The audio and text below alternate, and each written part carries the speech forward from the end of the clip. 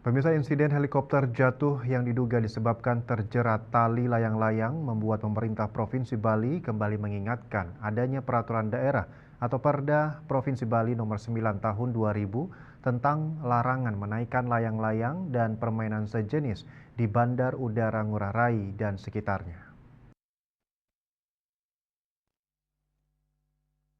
Sekda Provinsi Bali Dewa Made Indra mengatakan masyarakat Bali memiliki perda tersebut. Dalam Perda nomor 9 tahun 2000 pasal 2 ayat 1 menyebutkan larangan menaikkan layang-layang dan permainan sejenis di wilayah dalam radius 5 mil laut atau 9 km dari bandar udara.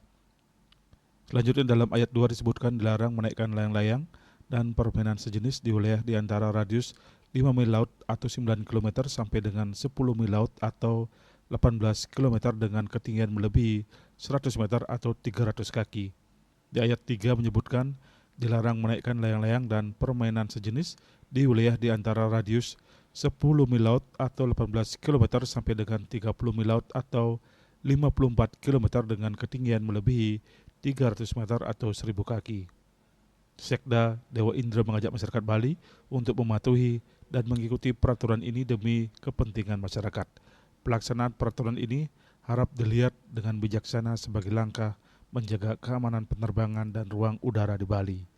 Menurutnya, jika ini dilanggar justru akan merugikan semua pihak, baik yang menaikkan layangan maupun seluruh masyarakat Bali.